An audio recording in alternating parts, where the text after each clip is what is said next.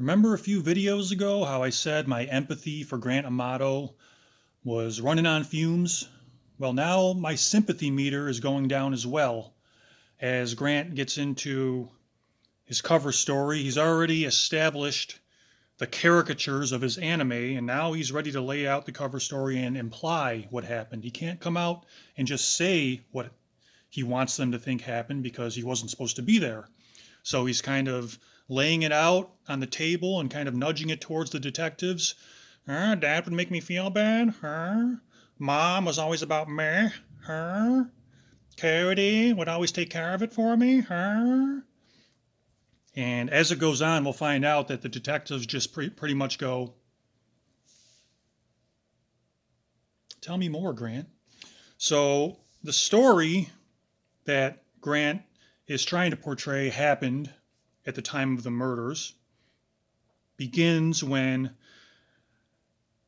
Dad, in his tiny slices of free time, we find out, had written pages long ultimatum for Grant. He could have just called the cops on him and booted him out of the house and said, get off my property, which eventually he does, but he had written a pages long ultimatum giving Grant options, military school, blah, blah, blah, whatever you can do to have a healthy lifestyle to recover from this. But you can't suck the life out of us anymore because you've already took most of it. We still need to survive.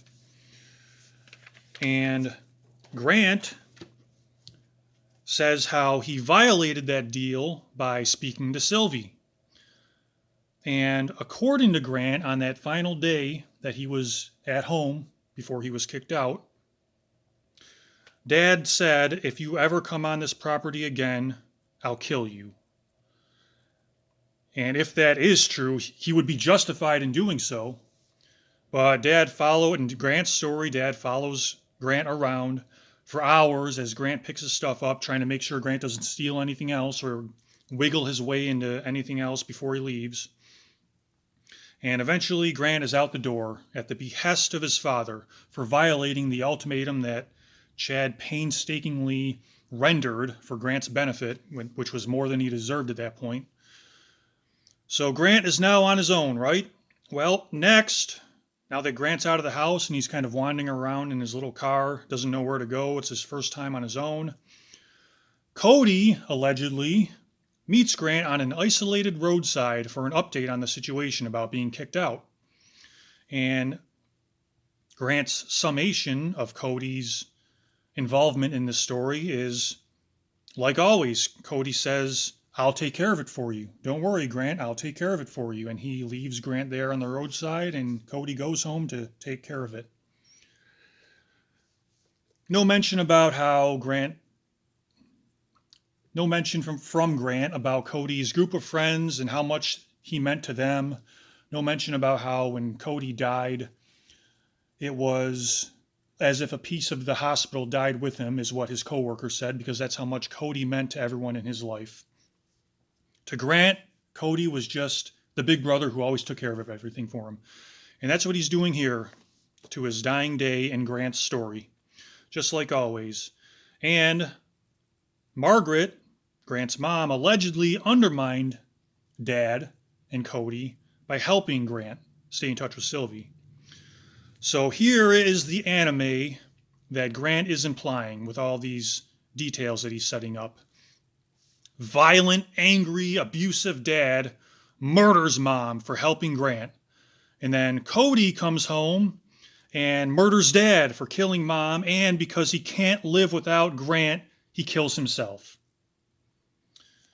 And later on, this doesn't take place in the interrogation, but later investigation found a letter from Cody to Grant saying that Cody couldn't live without Grant in the house anymore. Little brother, I don't know what to do. So that's the setup that Cody killed himself because of everything that was going on. And then Grant later admitted that he actually wrote Cody's suicide letter himself to commemorate the situation. Like that makes any sense. But he doesn't admit in this interrogation that he did it to corroborate his anime. So that's the anime that Grant is implying. And here is what a casual true crime viewer with an average understanding of human psychology notices. The story doesn't work. The examples of Dad being violently angry actually depict an okay guy who had every right to be mad. And we've already covered how Mom didn't actually let Grant contact Sylvie behind Cody and Chad's backs. That was a lie Grant made up. And most of all, Cody wasn't taking care of it for Grant because he was on board with Dad. He was in agreement with Dad that Grant needed this help to get over his addiction. Cody paid $15,000 for Grant to go to rehab to get over it.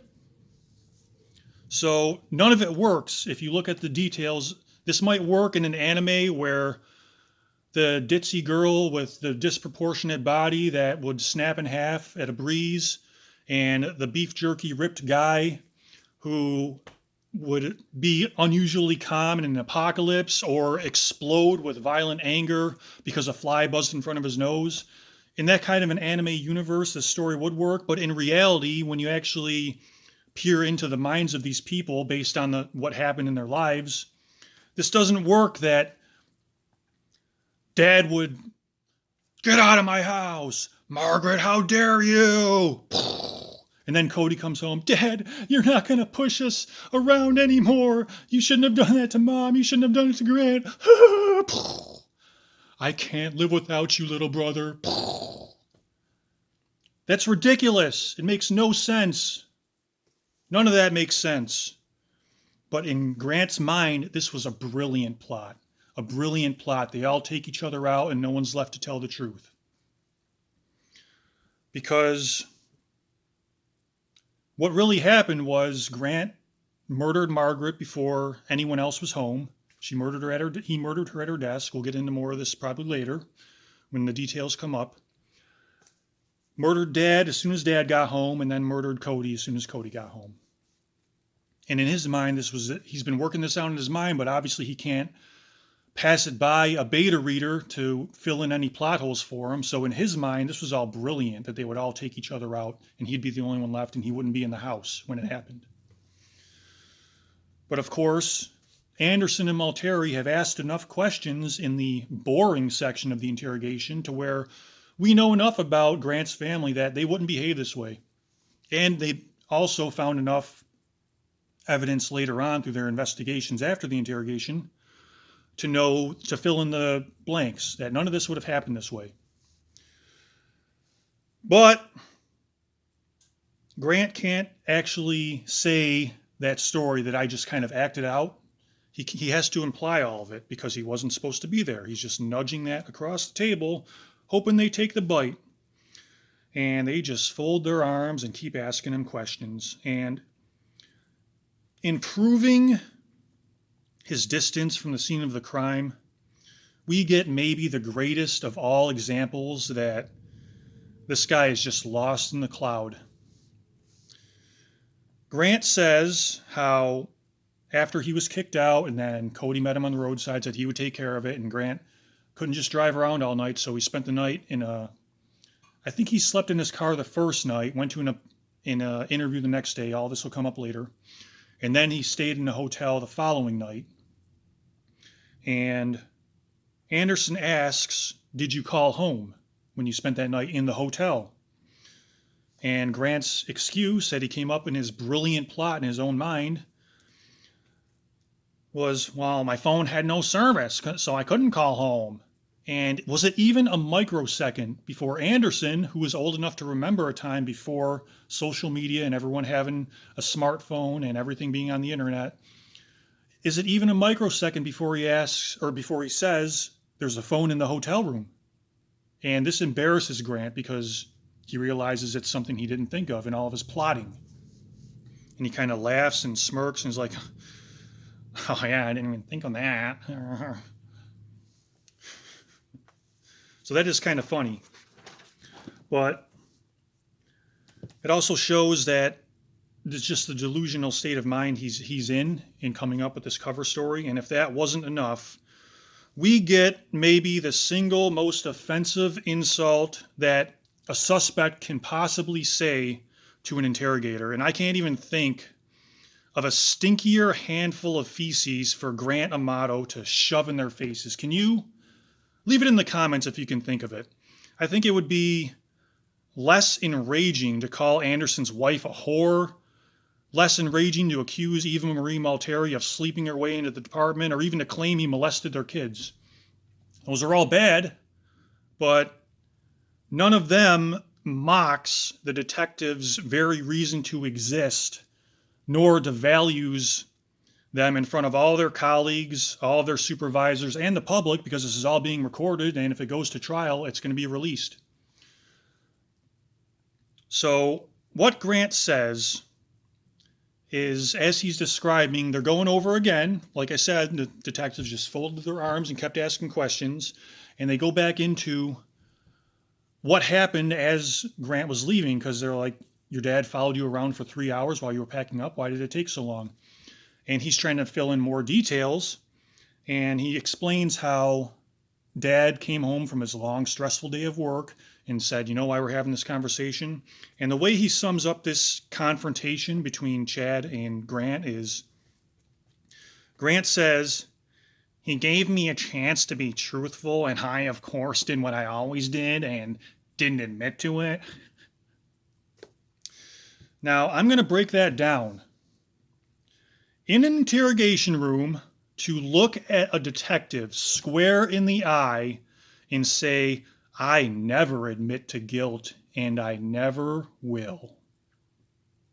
Smirking. I've been trying to think of any insult that would have this much potency within its situation, and I can't think of one.